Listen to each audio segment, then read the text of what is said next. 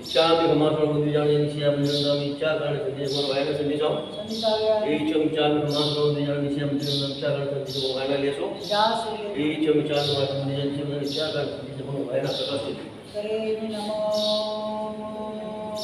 यद्दान नमो सिद्धानां नमो आयर्याणं नमो वज्रायणं नमो धुरे सर्वसाहुं एषो वाञ्छनकारो सर्वपावः प्रणाशनो मङ्गलानां च सर्वेषे परमं हवै मङ्गलम् जय जगदीवयो प्रियाणो जगद्गुरु जगानन्दो जगन्नाथो जगबन्धु जय जगत्प्रियामहो भयवन् जय सुराणं पवो विद्यराणामपाचिमो जय गुरुलोकाणां जय महावीरो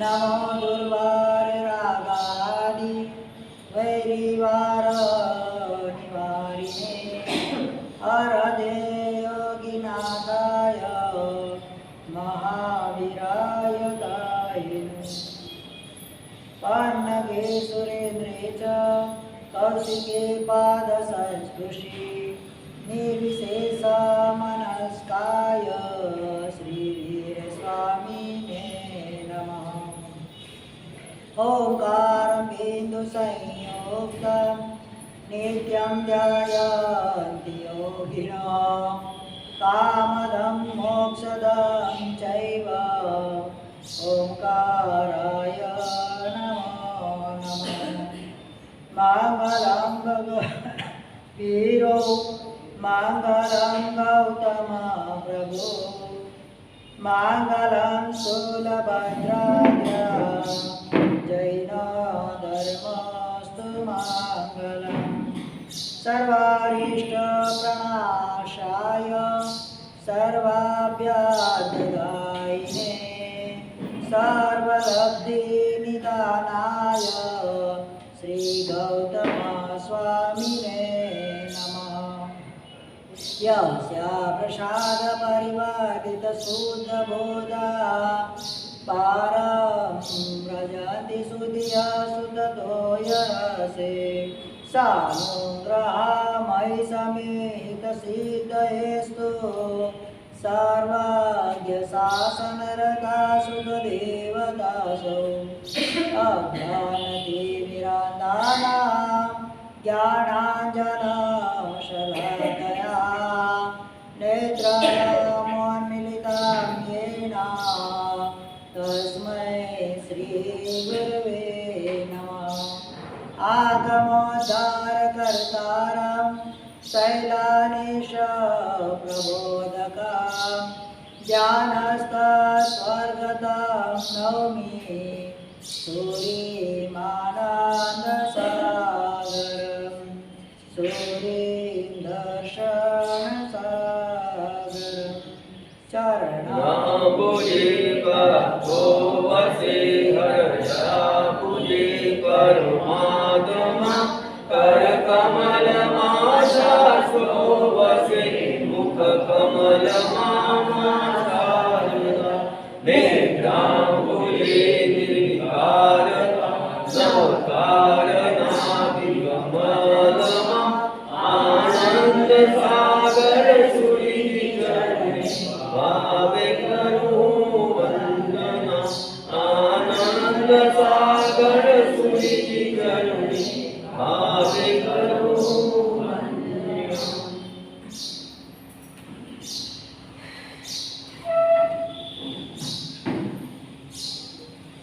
परम कृपालु चरम तीर्थपति श्रमण भगवान महावीर स्वामी भगवान का शासन वर्तमान काल के अंदर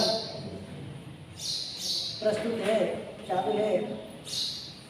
परमात्मा के निर्वाण के बाद 21,000 साल तक परमात्मा का यह शासन अविरत निर्विघ्न निष्कलंक रूप से चलने वाला है। ऐसा परमात्मा ने अपने वचनों के द्वारा समस्त भव्य जीवों को बताया है। परमात्मा के वचनों का आदर करके उनके पट्टेदार ऐसे गणधर भगवंत सूत्रों की रचना करते हैं। सूत्रों के माध्यम से अंग सूत्र, उपंग सूत्र वगैरह 11 अंग सूत्र, 12वां दृष्टिवाद, जैसे 11 अंग सूत्र के अंदर 14 अंग सूत्र, समवाय सूत्र, इसकी परिशीलन, इसका रहस्य उद्घाटन हमारा प्रस्तुत में चालू है। प्रसंग आया है एक संबर है, संबर के 57 भेद के बारे में आपको जानना है क्या? तो सबसे पहले हमने संबर के 57 भेद के अंदर 5 समिति, 3 गुप्ती, 22 परिषद, इसका बयान सुना। अभी चल रहा है 10 प्रकार के यति धर्म। यति धर्म मतलब साधु के श्रवण भगवत के धर्म 10 प्रकार। सबसे पहला श्रवण धर्म बताया खंती यानी कि क्षमा। मात्र साधु भगवंतों के लिए नहीं है, साधु जी भगवंतों के लिए नहीं है, समस्त जीव राशि के लिए ये क्षमा गुण धारण करना अति आवश्यक है। कल्पसूत्र के अंदर आचार्य भद्रभाव स्वामी श्रुत केवली चौदह पूर्वधर बताए, जो जीव क्षमा देता है और क्षमा मांगता है वो आराधक है। क्या है? क्षमा देता है और क्षमा याचना करता है वो आराधक। बस आराधक की खाली उन्होंने व्याख्या कर। किसी ने पूछा आराधक भाव को धारण कौन कर सकता है? कौन सा जीव आराधक बन सकता है? जो उस समय तस्वीर आराणा, जो न उस समय तस्वीर कल्पसूत्र के अंदर एक ही जो उपशम भाव रखता है, क्षमा भाव रखता है, उसकी आराधना कही जाती है, चाहे कितना भी पापिष्ट जीव हो,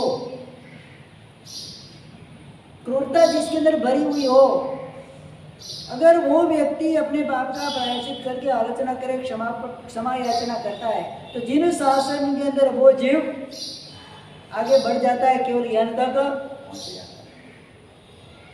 रोज के 7 हत्या करने वाला, एक स्त्री और 6 पुरुष, कितने? रोज की 7 हत्या करने वाला ऐसा अर्जुन माली, कितने साल तक? 12 साल। कितनी जीव की हत्या की उसने? रोज की 7 हत्या करने वाला ऐसा अर्जुन माली सुदर्शन सृष्टि के संपर्क के अंदर आकर परमात्मा का सानिध्य पाकर उसने चारित्र ग्रहण किया। इतने वर्षों तक किए हुए पापों को प्रक्षालन करके उसी भाव के अंदर केवल ज्ञान प्राप्त करके ये कैसे संभव हो सकता है? पॉसिबिलिटी है। क्रूरता के साथ हत्या करने वाला जीव उसी भाव के अंदर इतने हिनोने अपराध, जो गिरोने अपराध कहे जाते, उस अपराधों को भी वो मिथ्या कर देता, उसको भी टाल देता उसी भाव के अंदर। कोई भुगतने की बात ही नहीं आई। जितना पाप किया था, पाप उसको भुगतने का समय नहीं आया, अवसर ही नहीं आया। उसके पहले ही सारे पापों को खपाकर पंचम केवल ज्ञान की प्राप्ति करके मोक्ष में चला गया। ये कैसे पॉसिबल होता है? लेकिन जिन शासन के अंदर ये चीज भी पॉसिबल बताई, अगर जीव क्षमा भाव को धारण करता है, मैंने अपराध किया है, अपने अपराधों को, अपने जो ये दुष्कृत्यों को जो निंदा करता है, उसका पश्चाताप करके उसकी आलोचना वगैरह करता है, शुद्ध हो जाता है। खदान में से निकला हुआ सोना शुद्ध होता नहीं है, उसको तपाया जाता है। तपाने के बाद उसके अंदर अलग अलग प्रकार के औषध वगैरह मिश्रण करके सोने, शुद्ध सोने को उसके अंदर से बाहर निकाला जाता है। इसी प्रकार से अपने पाप कर्मों को भी तप या ध्यान की अग्नि के अंदर दबाकर, समय याचना की अग्नि के अंदर दबाकर उसको भी शुद्ध कर सकते हैं। रोज की इतनी हिंसा करने वाला जीव भी इसी भव के अंदर केवल ज्ञान की प्राप्ति कर लेता है। क्षमा गुण की बात आती है, कुछ ऐसी तैसी बात नहीं है। श्रवण भगवंत क्षमा गुण के धारक। सबसे पहला यति धर्म, 10 यति धर्म बताया, 10 प्रकार के यति धर्म जो अपना तप चल रहा है। कौन सा तप चल रहा है? हाँ, तो पहला गुण कौन सा आया? ये आज संपर्क के भेद के अंदर 10 यति धर्म आता है। कर्म की निर्जरा कराने के लिए ये जो कार्य, ये जो धर्म कार्य करते हैं, निर्जरा का कार्य करते हैं, इसके लिए कारणभूत ये धर्म बताए गए। सबसे पहला शांति यानी कि क्षमा को धारण करना। दूसरे नंबर के अंदर मार्ग गुण की मैंने बताया था, मृदुता यानी कि कोमलता। हृदय अपना कैसा होना चाहिए? गीली मिट्टी की तरह कोमल होना चाहिए, ये कोमलता। तीसरे नंबर का गुण आज देखना है आर्जव यानी कि रुजुता, सरलता। एक भी गुण जीव के अंदर नहीं हो, कोई भी धर्म क्रिया नहीं कर सकता हो, कोई भी धर्म अनुष्ठान के अंदर नहीं जुड़ सकता हो, हृदय के अंदर अगर सरलता पड़ी, कुछ भी छुपाने की वृत्ति होती है। ऐसा नहीं कि सब बोल देना, ऐसा भी नहीं है। जहां पर जो चीज की जरूरत है उस प्रकार से हो, निखालस रूप से अपने पापों की निंदा करता है। क्या करता है? रुजुता के बोले, सरलता किसको बोलते हैं?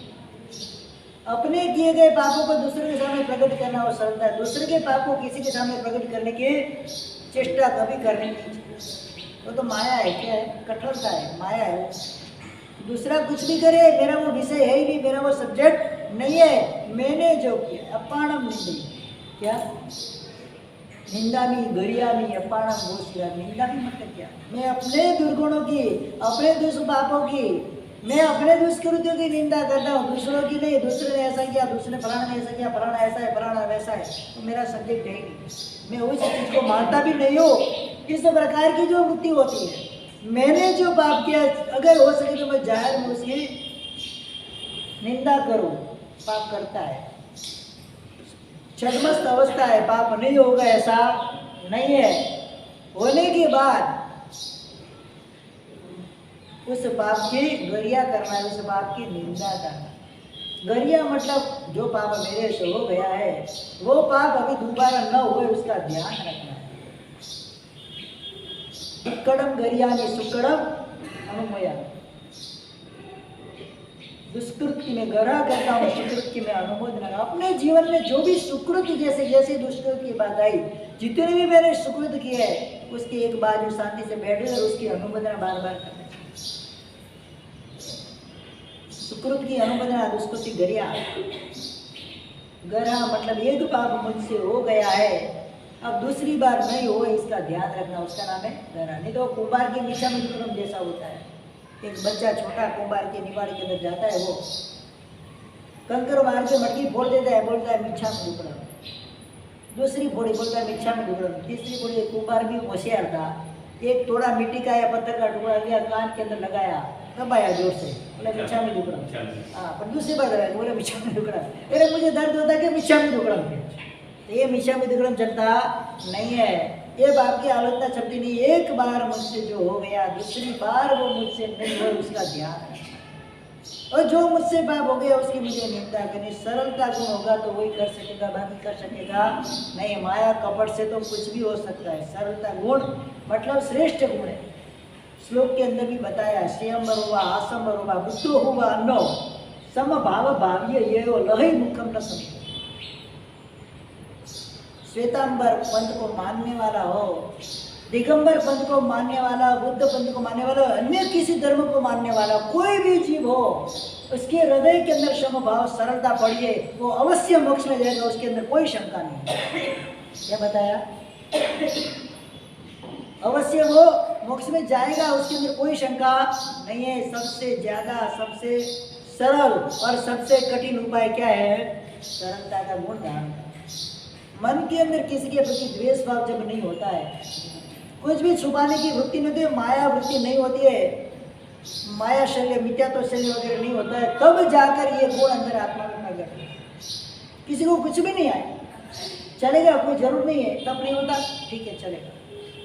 ज्ञान आराधना नहीं होती है, चलेगा। संयम आराधना नहीं होती है, चलेगा। तब आराधना मुझसे नहीं होती है, चलेगा। अंदर का भाव सरल चाहिए, अंदर के परिणाम सरल होने चाहिए। रुचिता, किसी ने कुछ भी मेरी गलती बताई तो दो कान पकड़ के मान लेना, धन्यवाद भाग्यशाली, आपने मेरी गलती बताई, अब मैं उसको सुधारने का प्रयत्न करता हूँ। कई ऐसे जीव होते सुधार नहीं सकते, तो उनके स्वभाव में से पर प्रयत्न करते लेकिन सुधरता नहीं है, सरलता हो। परमात्मा ऋषभ जैसे भगवान के समय के जो साधु थे कैसे थे? रुजु और जड़ थे। कैसे थे? सरल और जड़।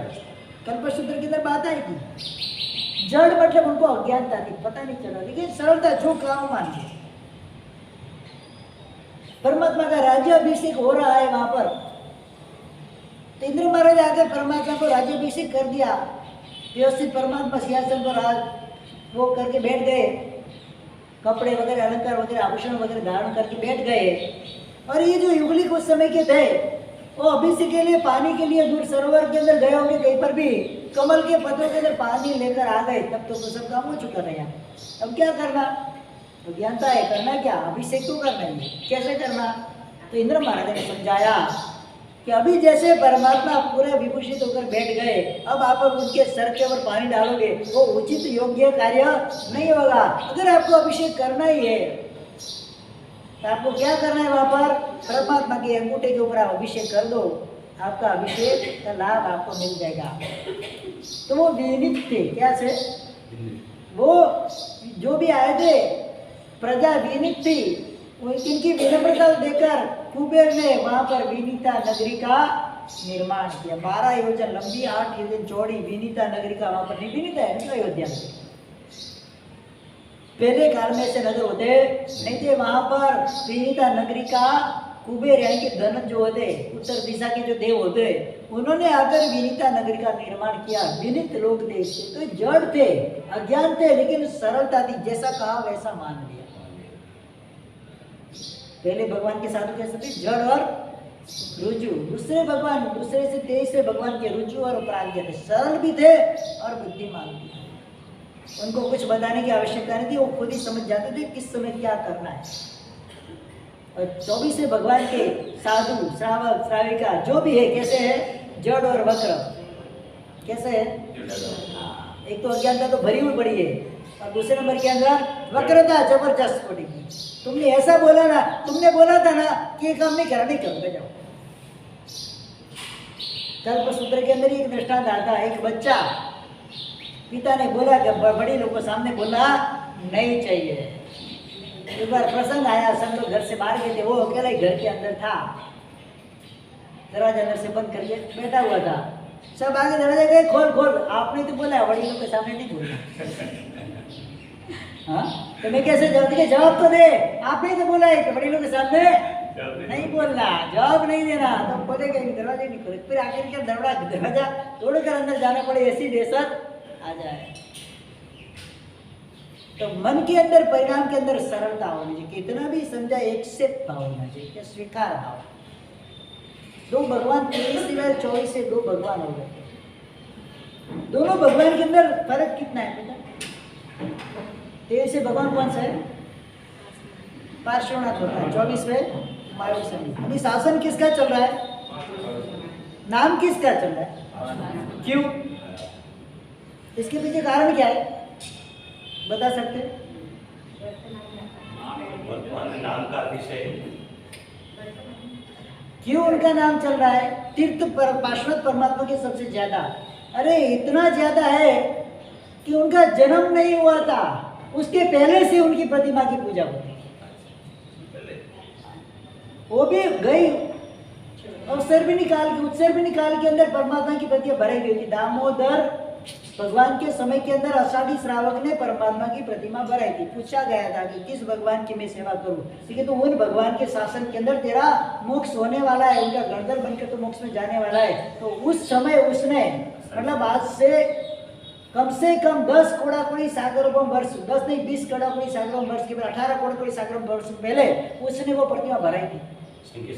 हाँ, तो ये आदि नाम कर्म के कारण से, तो ये आदि नाम कर्म आया कहाँ से? पुरुषादानीय, क्या लिखा है?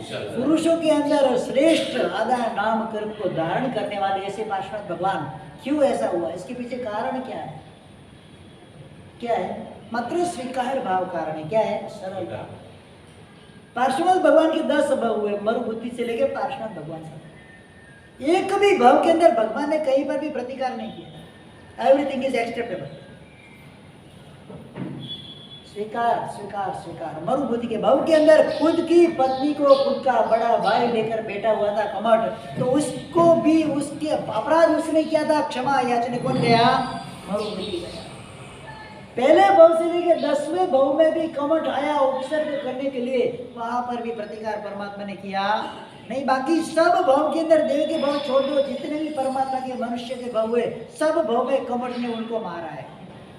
कहीं पर भी शक्ति नहीं थी उनके पास, सब शक्ति थी, कहीं पर कोई भी प्रकार का प्रतिकार नहीं किया। इधर महावीर स्वामी भगवान क्या हुआ, कोई ऐसे बोलेंगे कि पार्श्वनाथ भगवान ने 500 कल्याण की उजवनी की थी देवलोक के अंदर, बरोबर ना? तो महावीर स्वामी भगवान नहीं थे वहां पर, उसी देवलोक के अंदर थे, उतने आयुष्य वाले थे और वो भी तीर्थंकर बनने वाले थे। मात्र कितने हैं, जिनकी पास प्रभुति वर्ष और 20 है, अंतर 250 साल का फर्क पड़ने वाला है। कितना? 20 सागरों पम के आयुष्य के सामने 250 साल का आयुष्य कितना कहा जाता है? कुछ नहीं है। तो जितने कल्याणक परमात्मा पार्श्वनाथ भगवान ने मनाए, उतने भगवान महावीर साहब ने नहीं मनाए। वो भी सम्यक दृष्टि थे, दूसरे भाव में तीर्थंकर बनने वाले थे। वो भी सम्यक दृष्टि थे, दूसरे भाव में तीर्थंकर बनने वाले थे। वो कल्याणक में नहीं गए होंगे कि उधर बैठेंगे अपने विमान में। उतने भाव से, उतनी चाहना से परमात्मा के अभिषेक उन्होंने भी किए। तो ये तर्क मुझे तो बराबर बैठता नहीं है। लोग यही तर्क देते हर बार कि भगवान ने 500 कल्याण किए, तो महावीर साहब भगवान ने भी डिट्टो वही 500 कल्याण उन्होंने भी किए। कि कहीं भी समय दृष्टि नहीं होता है, कहीं पर भी परमात्मा का कल्याण होता है तो वो जाए बिना रहता नहीं। ये तो तीर्थंकर का जीव है, तो नहीं जाए तो वो होता ही नहीं। ये तो पॉसिबल ही नहीं कि वो नहीं गए। और उतने भाव से वो भी मनाते नहीं मनाते ऐसा नहीं कि स्वयं खुद ही तीर्थंकर बनने वाले।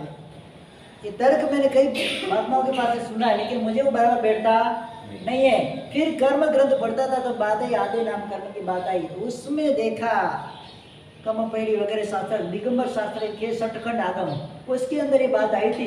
एक बार मैंने वो पढ़ा कि आदि नाम कर्म बंध का कारण है स्वीकार भाव। क्या है? फिर सोचते सोचते पता चला कि पार्श्वनाथ भगवान के 10 भव ले लो, 22वें भगवान के तीसरे से लेके 23वें यानी कि 22वें भव तक एक भी भव ऐसा नहीं गया जहां पर उन्होंने स्वीकार किया, प्रतिकार किया। क्या किया है? प्रतिकार भाव से आदि नाम कर्म की जो मात्रा थी, जो उनका पावर होना चाहिए, पावर को खड़ा,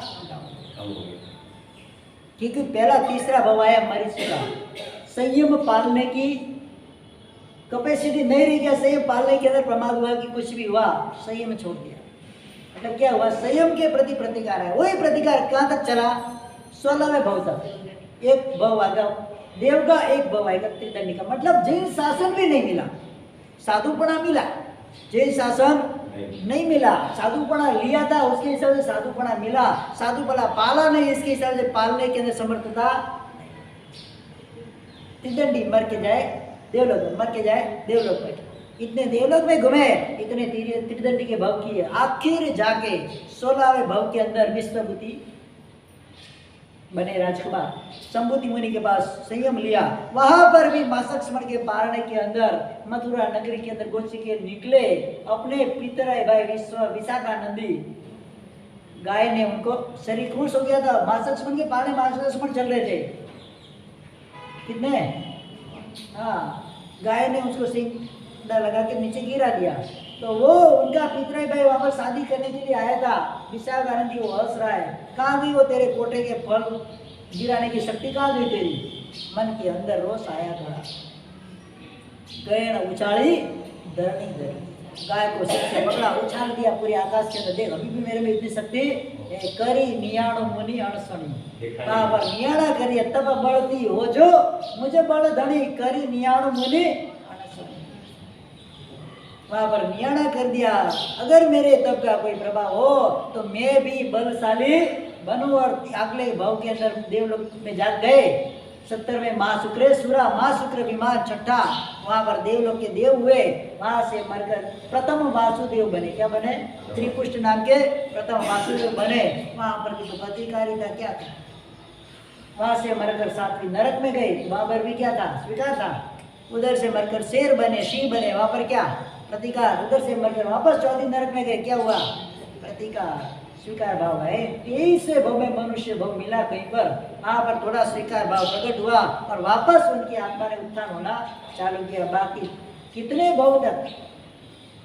तीसरे से लेके 22 से मतलब 20 भव तक क्या किया है?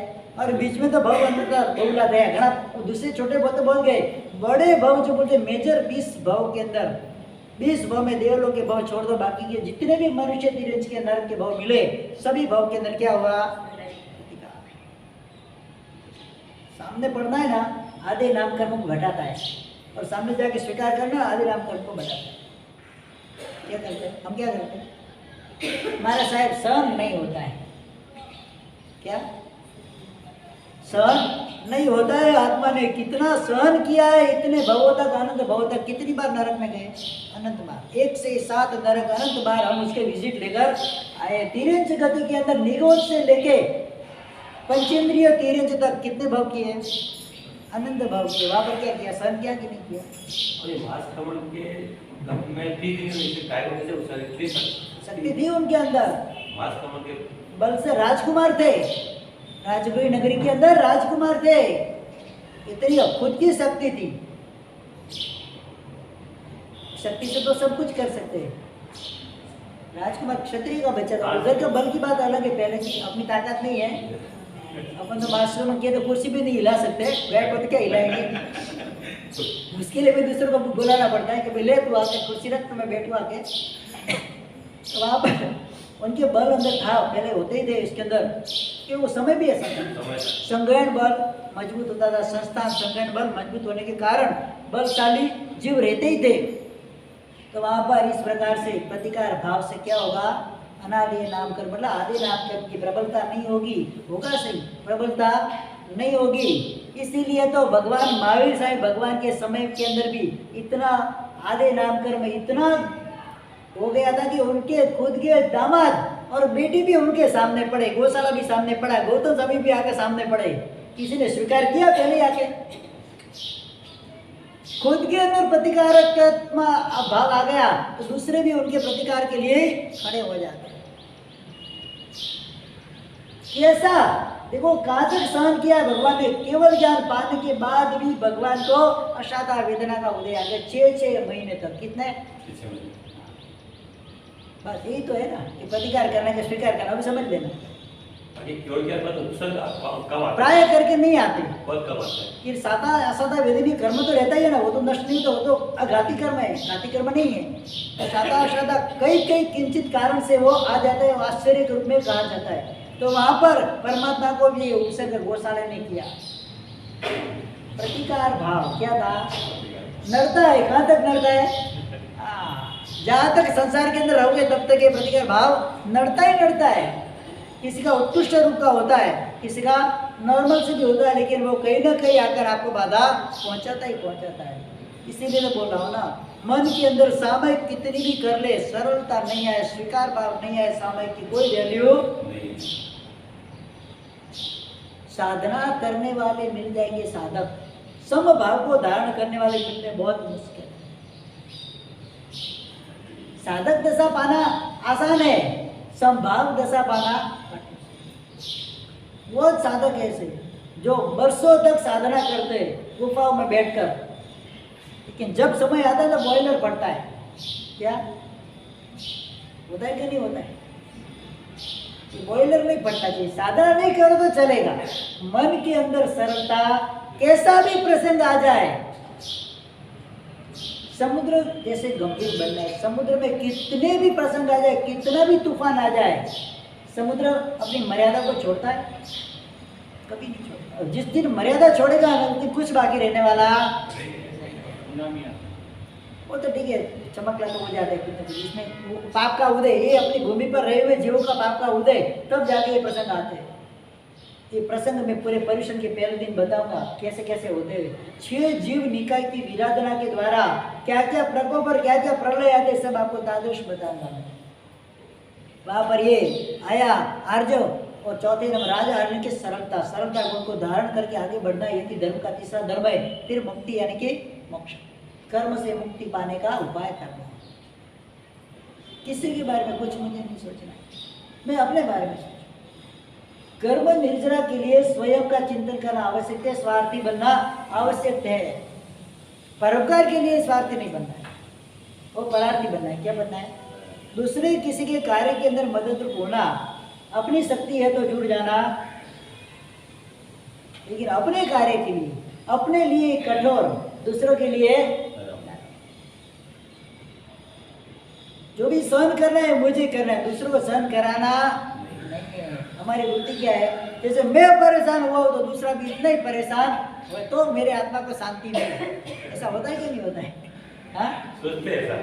सोचते उसने मेरा 50 लाख खाया है, उसके 1 करोड़ जब तक कोई नहीं खाएगा तब तक मेरी आत्मा को शांति मिलने वाली नहीं है। ये भाव नहीं होने चाहिए। उसका तो भला होने वाला ही नहीं है। मेरे पुण्य में इतना ही था, मुझे इतना मिला, बेचारा उसका नुकसान क्यों है? क्या जिनका सेठ की बात एक दृष्टांत आता है।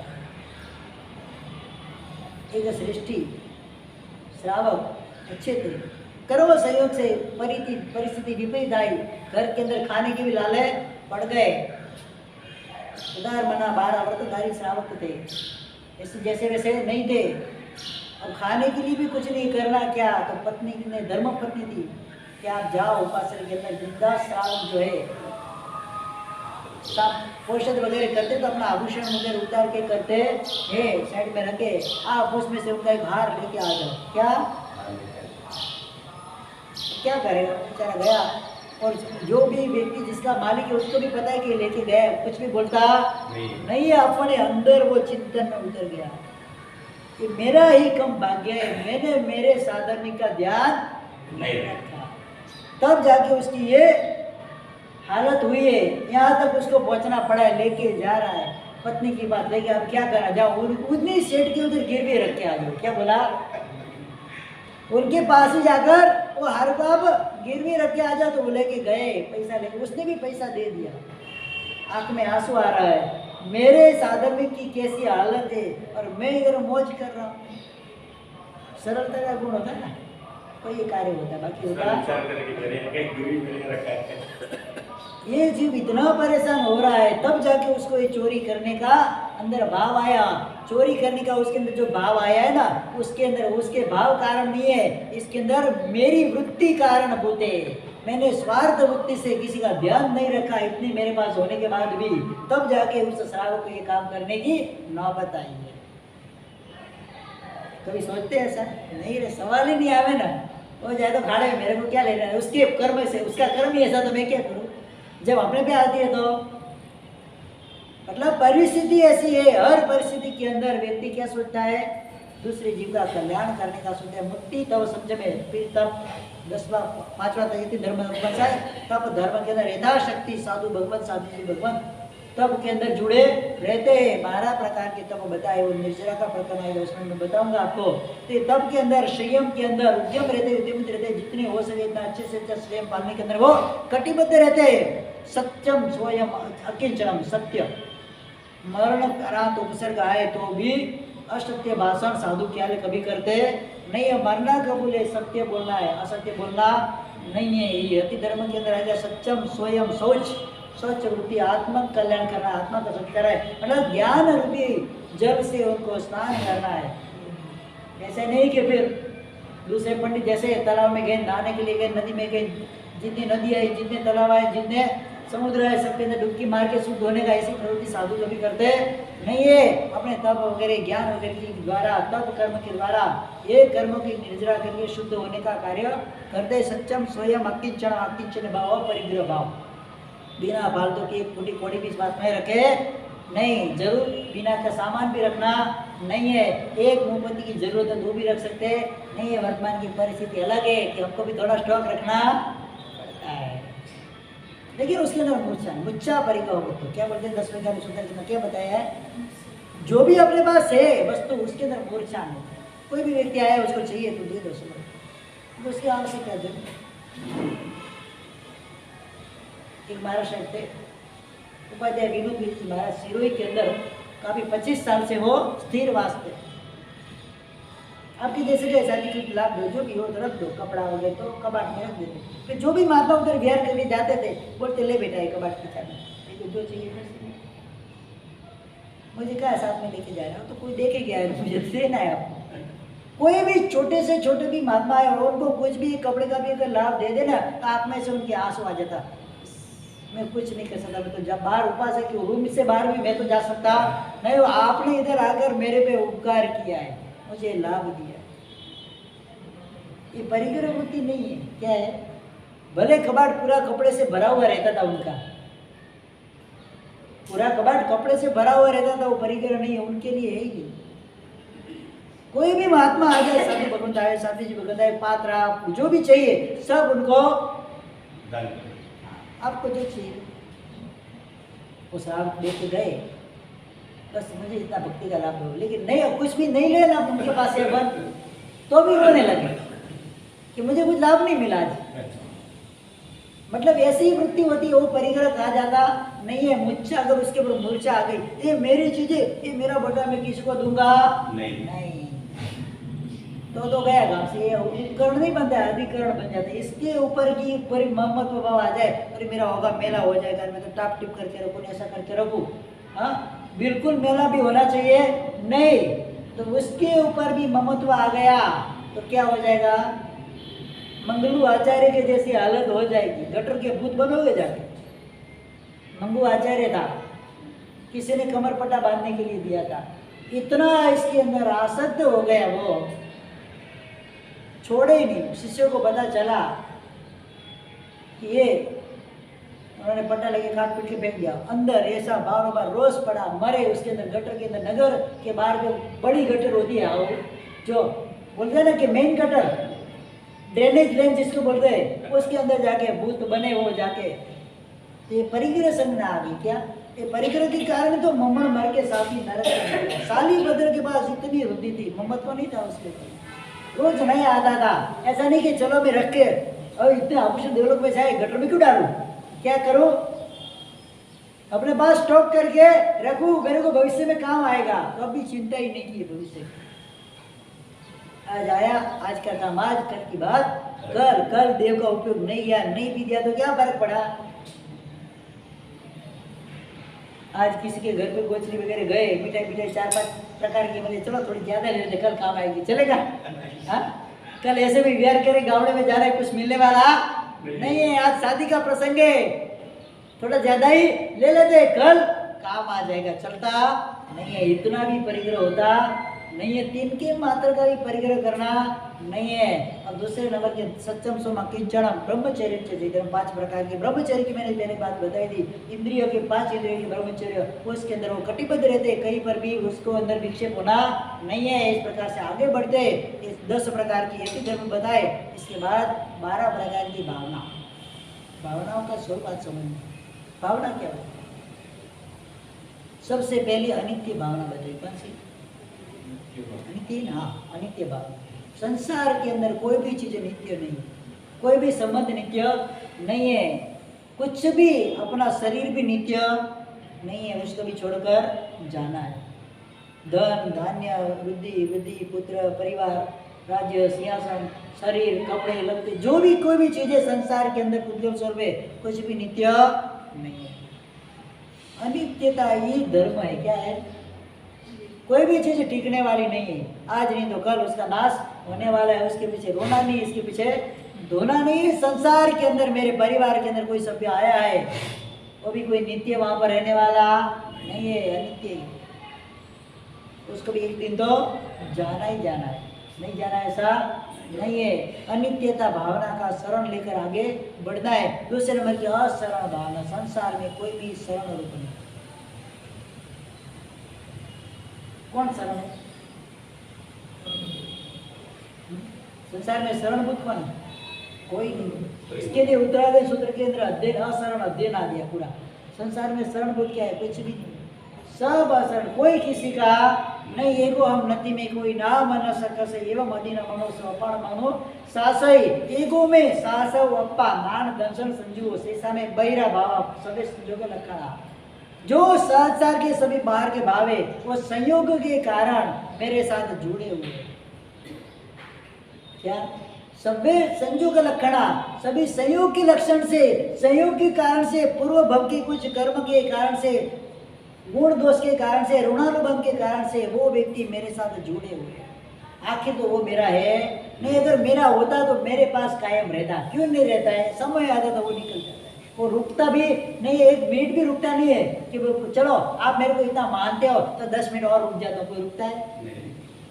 जैसा उसका समय पका, वो यहाँ से उसकी टिकट कंफर्म हो गई है, रिजर्वेशन हो गया है, उसको जाना ही जाना है।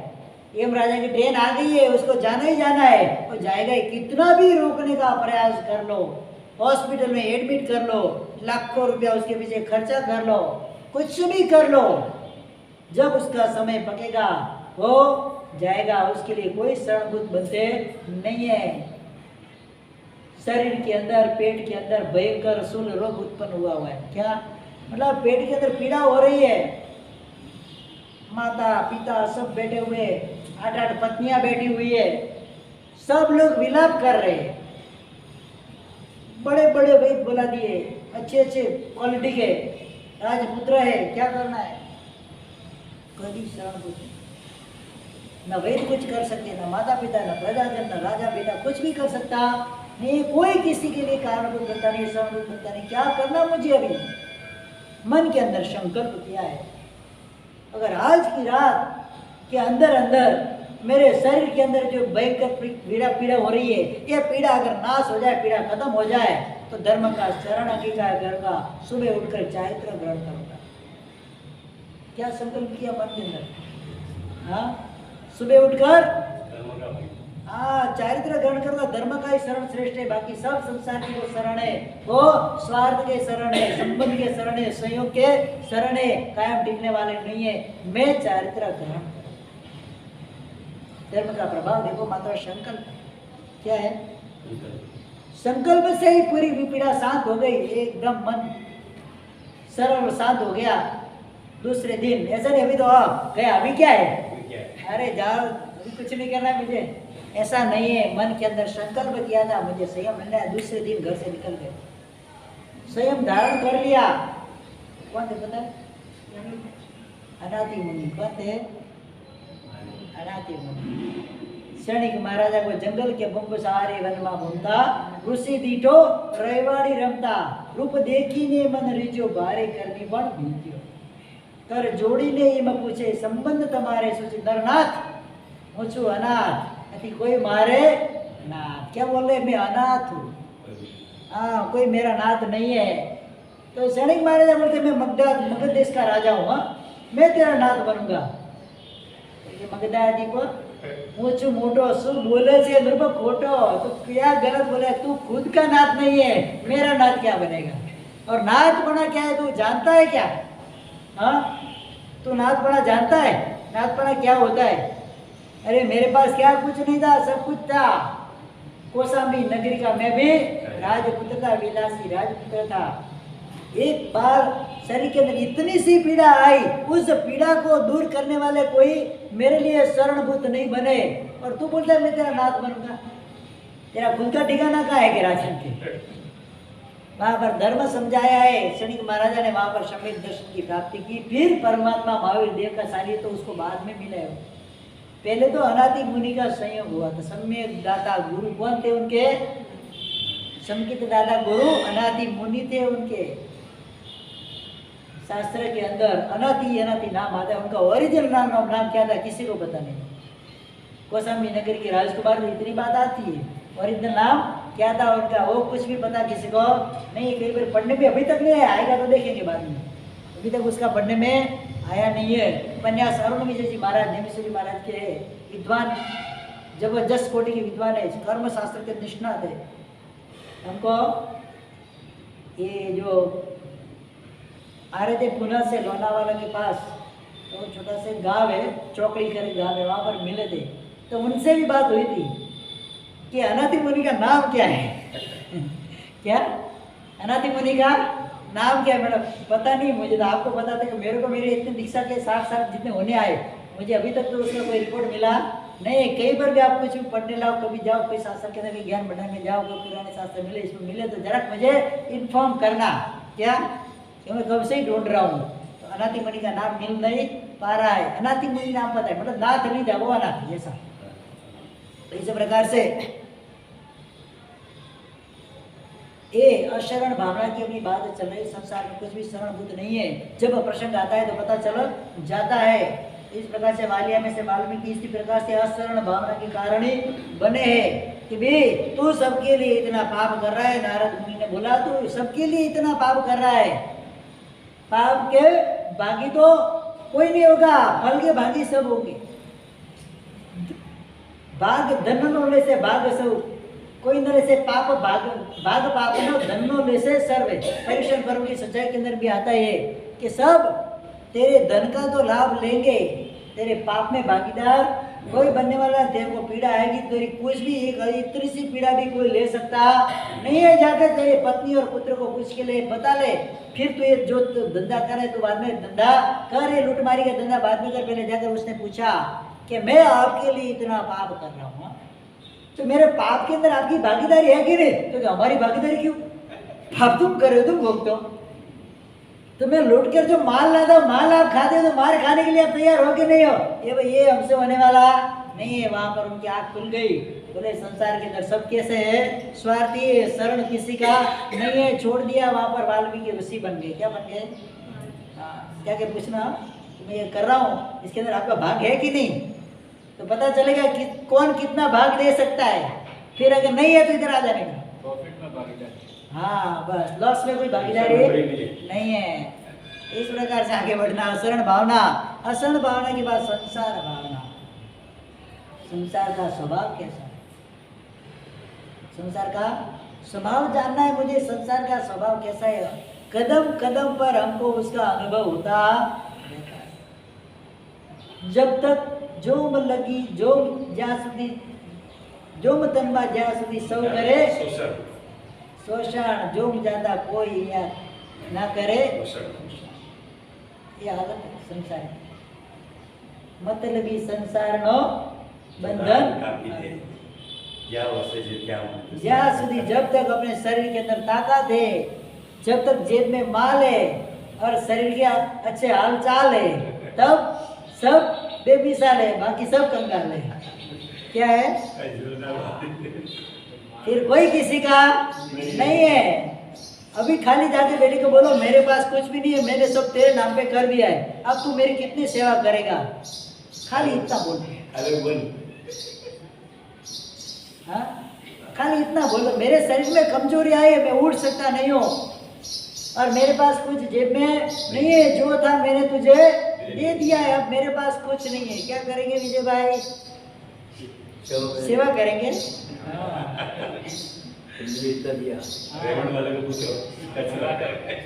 चाबी करनी जाके बात, चाबी करनी जाके क्या इतने। एक बुजुर्ग थे, 4 बेटे उनके, धनमा बुढ़ी कुछ था नहीं। एक था तो एक तांबे का डब्बा उनके पास था, तांबे का जो भी पीतल का डब्बा पहले होता था पूरे काल के अंदर। थे बड़े चालाक बुजुर्ग, बड़े चालाक थे। पत्नी मर गई थी, बेटे 4 थे, संपत्ति सब कर्कशा थी, संभाले ऐसी नहीं थी। वो क्या करते थे, वो डब्बे के अंदर बाहर से कुछ पत्थर ढूंढ के लेके आए, डब्बे के अंदर डाल दिए। हाँ, रोज सुबह उठ के बजाए क्या करते थे? हाँ, माल है डोकरा के पास, माल है, सब दिल से सेवा करे।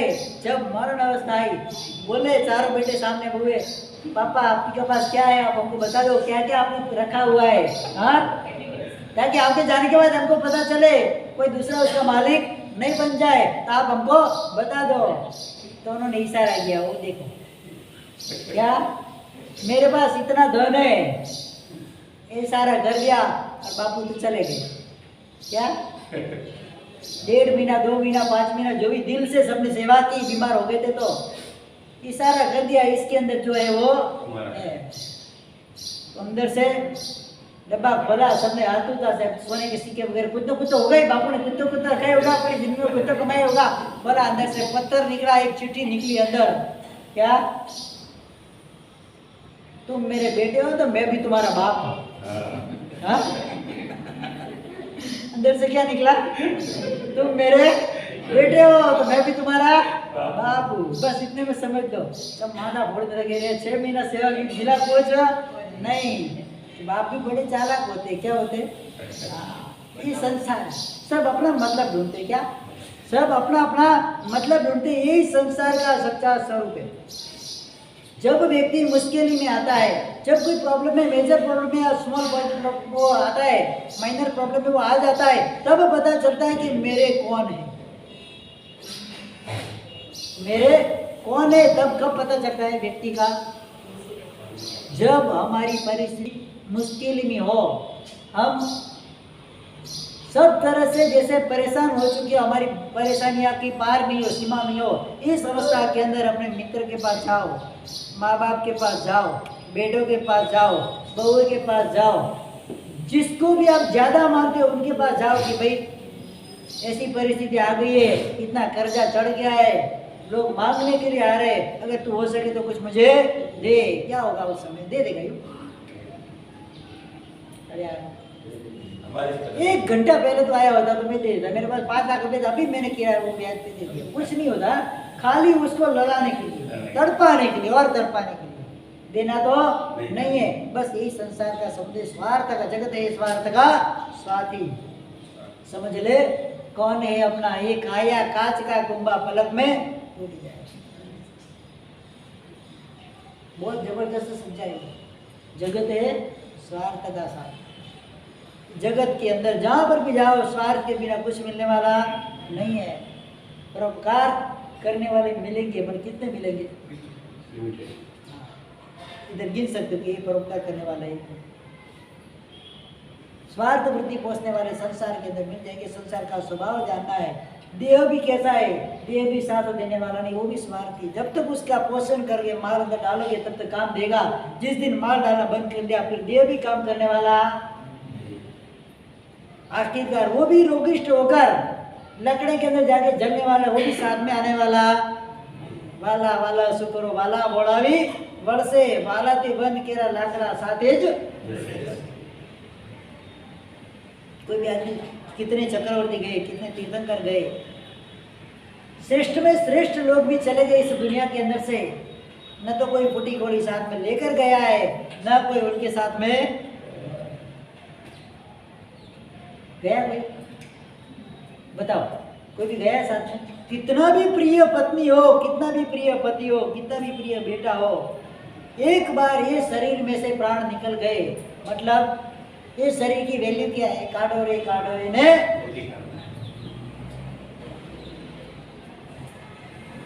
कौन आता है ना, क्यारे काढ़वाना છે, क्यारे काढ़वाना છે, कब निकालना है, बस। ऐसे नहीं है, ऐसे नहीं बोलेंगे। કેટલો समय સાચવવાના છે એવું नहीं कि ક્યારે કાઢવાના છે। हाँ क्या बोलेंगे? हाँ, कब निकालना है अभी उनको? क्यों कीमत पूरी की हो गई? कितना देकर गए? पूरी जिंदगी आपके लिए पूरे शरीर का शोषण उन्होंने कर दिया। तो बेटे 6 महीने तक उसको नहीं संभाल सकते मरने के बाद? हाँ, संभालना चाहिए कि नहीं? सबसे पहले कब निकालना है, यही प्रश्न आएगा। जो भी फोन करेगा क्या करेंगे? क्या पूछते हैं विजय भाई? हाँ, कब निकालना है? जल्दी निकालो उनको, अभी काम का नहीं है। उसका संबंध पूरा हो गया, उसका स्वार्थ पूरा हो गया, उसको जितना निचोड़ना था निचोड़ लिया, अभी उसके पास कुछ है नहीं है, अभी निकालो। अरे उंगली काट के अंगूठी निकाल ले, वो उसको भी साथ में नहीं जाने दे। ऐसी तो हालत है, साथ में नहीं जाने देते। हाँ, अरे जो कपड़े पहने हुए थे ना फटे टूटे, उसको भी निकाल ले, उसको भी साथ में नहीं जाने दे। जो खटिया पे सोए तो खटिया भी साथ में नहीं जाने दे, उसको भी रखे। कैसी तो हालत होती है। यही तो संसार है। संसार का स्वरूप यही है, जो दिखता है वो होता नहीं है, और जो होता है वो दिखता नहीं है, उसी का नाम ही संसार। रहना ही संसार के अंदर इच्छा होती है, अनादि मुनि बनने की इच्छा होती है। हाँ, होती इच्छा होती है कि नहीं होती? हजी तो प्यारू लागे छे। हाँ, अरे इतने सॉलिड हो, हिले भी नहीं बिल्कुल। कितना भी हम बोले कि अभी निकलो पारस भाई, निकलो निकलो, बाप जी हजी तो मजबूरी है, पोता पहना वाला बाकी है। क्या बोलते हैं? नहीं निकल पाएंगे, सवाल ही नहीं आता। एक दिन में निकलने को बोले तो निकल पाएंगे? सोच के बोलता हूँ। क्या बोलते हैं? सोच के बोलते हैं। समय ग्रंथशाला नाम का एक ग्रंथ है, उसके अंदर बात आती है, जब भी मन के अंदर परिणाम आते वैराग्य का भाव होता है, मुझे संयम लेना है, उसी क्षण घर को छोड़ देना। अगर विलंब किया तो वापस कभी छोड़ पाओगे नहीं, छोड़ दो उसको। कभी परिणाम आते, दीक्षा लेनी है, कैसा भाव आता है? संसार के अंदर बहुत सारी मुश्किल प्रॉब्लम्स आते नहीं आते? कोई पूछते है साधु साथी भगत हम जाते हैं कहीं भी, हमारे साथ आपको वैराग्य आने का कारण क्या है? तो मैं उसको वही पूछा, तुझे नहीं आने का कारण क्या है? हाँ, आने के कारण तो हजार है संसार के अंदर, लेकिन तुझे ऐसे संसार को देखकर भी वैराग्य नहीं आता है, उसके पीछे क्या कारण है? सबसे बड़ी बात तो वही है। पहले काल के अंदर स्मशान भूमि गांव के बीचों बीच होती थी, क्या अभी कहाँ होती है? हाँ, जहाँ कोई नहीं आए वहां पर पहले गांव के बीचों बीच होती थी। लाशें जलती देखकर लोग चिंतन करते थे, कल को उठकर मुझे भी यही आना है, संसार की यही हालत है, मुझे भी यही आना है। तो इससे जिसको देखकर भी कई जीव वैराग्य आदि के गुण को प्राप्त करते थे। अभी काल में ऐसा नहीं है। अभी तो सब दूर, कितने किलोमीटर गाड़ी में ले जाना पड़ेगा? पहले ऐसा कहा जाता था कि मरते समय, अभी जिंदा तो कोई उठाने वाला मिला नहीं है, मरते समय तो 4 लोग उठाएंगे, अभी तो वो भी नहीं मिलने वाला। मिलेगा? एक गाड़ी में डाल दिया, एम्बुलेंस में डाल दिया, उधर बस उठा के डाल दिया चिता के अंदर, खत्म बात। 5 मिनट भी वैराग्य नहीं आता है। लगे मसानिया वैराग्य, पहले मैंने सुना था मसानी वैराग्य, अभी तो स्मशान में भी वैराग्य नहीं आता है। सोचो तो कहाँ आएगा? अभी उधर भी जाके तो एसएससी कितना है और कौन सी कंपनियां होती पता नहीं मुझे, उसके ही चलते रहते। गोल्ड क्या भाव है, सिल्वर क्या भाव है, बस भाई क्या चलता है, कितना टूटा कितना बड़ा। अभी स्मशान के अंदर वो बेचारा जल रहा है अभी, और तुम्हारा फोन चल रहा है, वहां पर भी शांति नहीं है। संसार ही संसार का स्वरूप है, किसी को किसी से कुछ लेना देना नहीं है। सब अपने अपने मन में जीने वाले, अपनी मर्जी से जीने वाले, मन के मालिक बने, मन के मालिक बने, मन के मालिक बने बने बने, ऐसा हम समझ, लेकिन मन के गुलाम क्या है? जो मन कहता है वही भी मैं करता हूँ, जो मैं कहता हूँ वो कभी मन करता नहीं है। संसार के अंदर से निकलने जैसा है, वैराग्य को पाने जैसा है। अभी सब जितने भी साधु भगवान साथी जी भगवान यहाँ पर संसार अंदर आएंगे, आपके लिए एक ही प्रेरणा करेंगे, संसार असार छोड़वा जेवो। बोलो बोलो, અને બોલવા જેવું, બોલવા જેવું, हाँ बोलवा जेवू शू? मुखम मस्ती वक्ते जो मन में आए बोल लेना, बराबर ना? हाँ, माफ करके बोलने में भी विवेक नहीं है, कुछ भी नहीं, कुछ भी नहीं। देखो तो कहीं पर भी कुछ भी बोल लिया, न समय देखते, न स्थान देखते, न व्यक्ति देखते, न मुवा देखते, न पद देखते, न प्रतिष्ठा देखते, न प्रसंग देखते, कहीं पर भी कुछ भी बोल लेना। उपयोग करना चाहिए, ये बोलने से संसार बढ़ता है। और संसारी लोगों को संसार के अंदर भटकाने का काम संसरंती जीवा यस्मिन् नीति संसार, संसार की व्याख्या किया है। जीव जहाँ पर बार बार भ्रमण करते, संसरंती मतलब बार बार जहाँ पर सड़कते भ्रमण करते, उसी का नाम क्या है? इस संसार भावना को अपने मन के अंदर लाना है। संसार भावना को मन के अंदर दृढ़ करके कभी कब ससंयमी प्यारा रहे, सस्नेही प्यारा रहे, कब संयम मिले, मन के अंदर ये भावना रखनी है, भगवान मुझे कब संयम मिले, तेरे पद पे मैं कब आओ, ये भावना के साथ आज का प्रवचन पूरा कर दे। बाकी की भावना कर अपन देखेंगे, एकत्व भावना है, दृष्टांत के साथ उसका केवल परिशीलन करेंगे। आज मदन का चरित्र का भी थोड़ा समय है, वो लेना है। कहाँ तक पहुँचेंगे?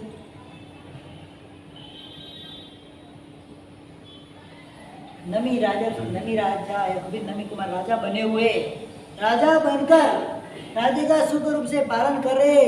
इतने में शरद ऋतु का प्रसंग आया। उनका जो सफेद हाथी था राजहस्ती, आलाम स्तंभ तोड़कर भागा है जंगल के अंदर। उसको भी याद आता है ना, अपना जो पूर्व समय उसको भी याद आता है। जब भी वेकेशन छुट्टियाँ आती है, हम कहाँ पक के जाते हैं, देश में जाते कि नहीं है?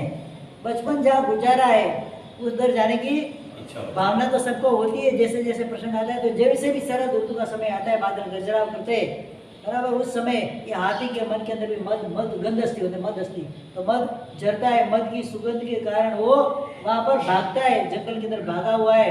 उस हाथी को वहाँ पर सुदर्शन नगर के राजा चंद्रयशा, उनके गुप्तचर पुरुष ने हाथी को आता हुआ जंगल में देखा है। राजा को जाकर विनंती की है, राजन एक हस्ती रत्न जंगल के अंदर भटक रहा है, आप उसको बस करके आपके राज्य के अंदर उसको लेके आओ, आपका मान सम्मान सब बढ़ जाएगा। सब राजा आपको नमस्कार करने लगेंगे। इतना पुण्यवान वो आती है, गंधस्थी होते, मत चढ़ता है। वो हाथी जहाँ पर पसार हुए 1000 आदमी सामने आया तो उसके मद की सुगंध को सूंघकर भाग जाए, कोई सामने आए नहीं, गंध अस्थि होते। पूरी वर गंध अस्थि में भगवान के एक विशेषण भी है, ये गंध अस्थि होते, वो गंध अस्थि वहाँ पर घूम रहा है। अब उसको पकड़ के वो लेके आए, राज्य के अंदर स्थापन कर दिया। यहाँ पर नमी राजा को भी पता चला कि मेरा हाथी भागे है, ढूंढते उसके सैनिक जंगल के अंदर आते, पता चला कि ये सुदर्शन नगर के राजा चंद्रयशा उस हाथी को लेकर अपने राज्य में गया है। पहले शाम दाम दंड वे 4 नीति राजा दी थी। कौन सी? नमी राजा ने उधर से संदेश भेजा कि आप महापराक्रमी महायशस्वी चंद्रयश राजा को नमी राजा की ओर से प्रणाम वंदना वगैरह करके दूत को भेजा है कि हमारा हाथी इधर से निकल गया, आपने ऐसा हमको पता चला है कि आपने उसको अपने राज्य में रखा है, तो उसको सम्मान से हमारे राज्य के अंदर भेजने की आप कृपा करें। इस प्रकार से शाम वचन के द्वारा दूत को भेजा गया। दूत ने जाकर बोला, ये भी तो क्षत्रिय का बच्चा था, ऐसे हाथ में आई लक्ष्मी कि भाई जो भी वस्तु जिसकी आती है, जिसके पताबे में वो उसकी हो जाती है। जो भी जीता वही सिकंदर, क्या?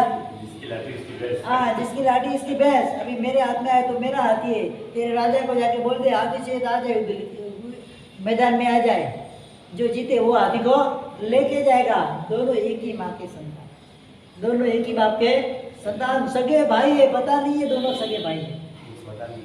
पता कहाँ से होगा? एक तो जंगल में छोड़ दिया था, उसको तो पता भी नहीं था जन्म हुआ कि नहीं, चंद्रशेखर को पता भी नहीं था। राजा है मिथिला का उतना पता, लेकिन सगा मेरा भाई है वो पता नहीं था। अगर हाथी चाहिए तो आ जाओ लड़ने के लिए, ये भी कुछ कम नहीं था।